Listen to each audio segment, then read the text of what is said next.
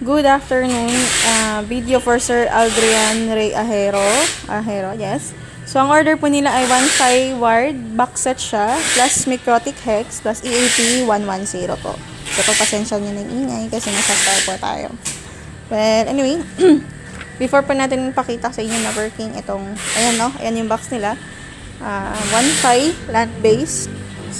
Nasa box, tapos Microtic Hex plus EAP 110. Pakita ko muna sa inyo is a number po ng AP tsaka Microtic Hex. So, para ma-sure kayo na yun talaga yung ginagamit natin.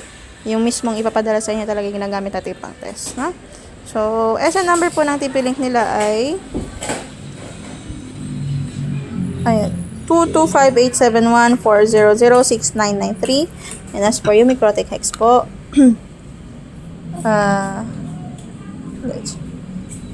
HJT0A RVVPW1/R4. Okay, so yan po yung SN number ng EAP110 ninyo at saka Microtic Hex. So, madali lang po yung connection na kailangan ninyo ng LAN cable. Actually, kasi yung tatlo, yung free LAN cables na kasama dito sa box set, tatlo lang, no? So, yung tatlo na yun, para sa AP, para sa Hex, tsaka para sa ISP. So, yung first LAN cable na kailangan nyo is galing sa modem ng internet papunta dito sa port 1 na Microtic Hex. Yung pangalawa, hindi ito yung free, no, na pasama sa inyo. Yung blue po, ganito na siya. So, hindi ko kasi kinuha kasi nakapack na siya. So, ito na lang ginamit ko. So, for port 3, LAN cable port 3, papunta po yan siya dito sa box, sa kit. Ninyo, no? So, open ko muna box. Okay. So, ayan na, nilagyan ko na ng date. February 14, 2026. Okay. So, dyan po siya papunta. Yung galing sa port 3 ng Microtic Hex. Makikita niya. Ayan. So, blinking ang orange. Stable lang ang green light. Tapos may red light pa sa baba. No, yung red light, sign yan siya na may power yung LAN module. At saka yung board po. So, yan yung board. No?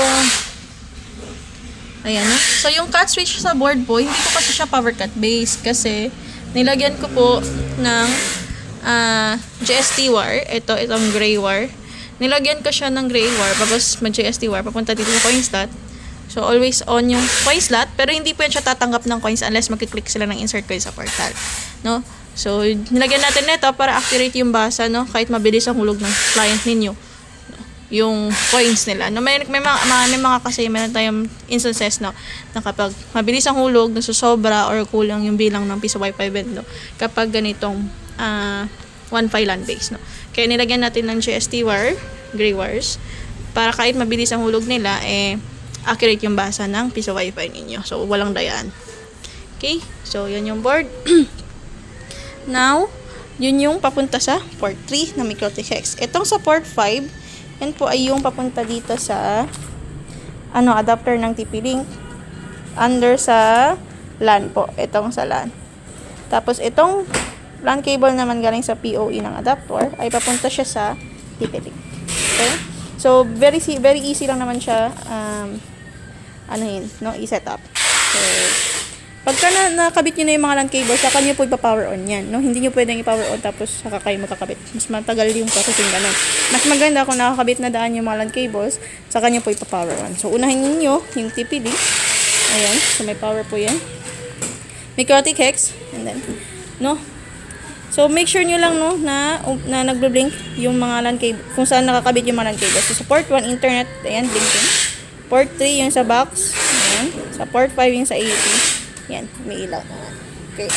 So, yun yung importante na ma-check ninyo. Working yan. And then, yung box. So, once ma-power on nyo na yan lahat, mag-wait lang muna siguro ng minutes and then, saka nyo po susubukan. So, subukan na natin kasi kanina pa to siya naka-power on po. Okay? So, gamit tayo ng laptop kasi wala tayong other phone. So, yun nila, pinalagay po nilang SSID, request SSID nila is Alexis Wi-Fi. Actually, dalawa yun. Yung first na sinabi nila po ay Alexis Brenda Wi-Fi. Pero nung nag-chat sila ulit, Alexis Wi-Fi na yung reset na request. So, ito na po natin. Connect tayo dyan. Sorry. Okay, so yan yung portal namin. Latest portal natin. Okay. So, click ko insert coin. Siguro, palitan ko na lang ito. Galawin kong alis suspend the wifi na. So, pagkatapos na lang ng video natin. Okay, so click lang natin. Click ko lang muna insert coin. Ayan. So, may audio po yung portal natin. So, ayan. As you can see, blinking po yung RGB. And then, ayan. So, hulugan natin ng... Dahan-dahan muna tayo magulog ngayon, no? Bali. Luma tsaka bagong piso. 1. Tapos, piso, bagong piso. Nahulog na yung piso. So, nakalimutan ko pala i-close yung sarapan, pinto ng box. So, luma tsaka bagong 5. So, 7 na yun dapat, ha. Ayan. Lumang 5 peso. Luma tsaka bagong 10.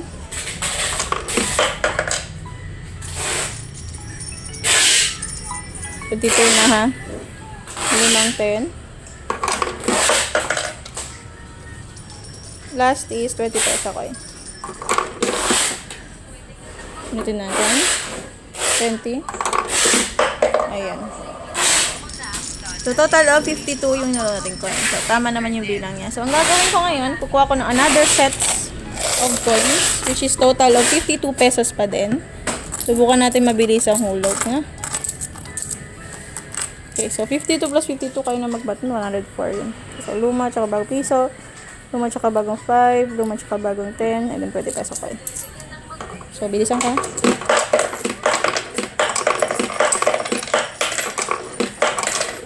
So, dapat niya, ang total niya ay 104 pesos.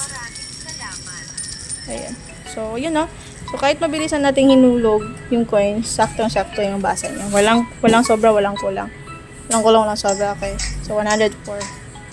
So, yun yung purpose ng GST wire natin. So, click ko muna yung done.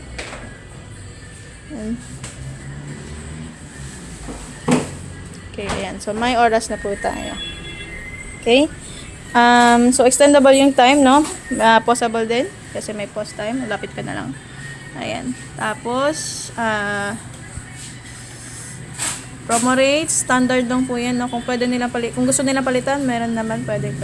Meron tayong sabay tutorial para doon. Free movies, hindi siya mag-work kasi sobrang bigat ng mga movies. Kaya wala tayong nilagay na feature na ganyan. Pero yung TV cable or yung IPTV, meron po. So, yung IPTV na yan, live streaming yan siya from YouTube or from YouTube tsaka iptv.org. So, may disclaimer naman siya dito nakalagay. Okay? So, different channels yan. Subukan na lang muna natin. Yung ABS-CBN. Kapamilya, online live. Available. Pag unavailable, kapuso stream pala to. So, ayan, diba? Yung makikita nyo dito, connected ako sa Alexis Wi-Fi. Ayan. So, nagsusupply naman siya ng internet kasi nagpo-play yung IPTV na. So, try natin naman sa YouTube talaga. So, kasi meron pa din. Lakasan ko lang ang sound. Ayan.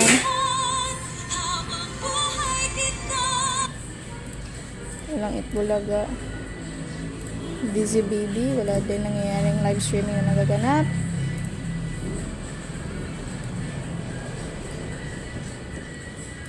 Okay, no? I would highly recommend Monday.com because it Okay, can nagpa-play yung streamline your YouTube, operations.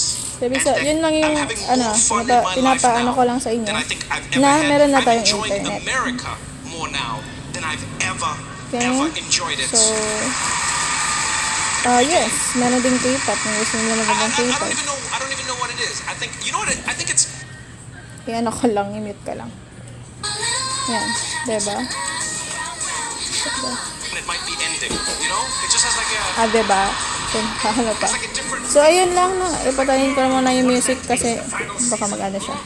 Copyright. Kapag mag-upload ako sa YouTube. So, anyway, ayun lang.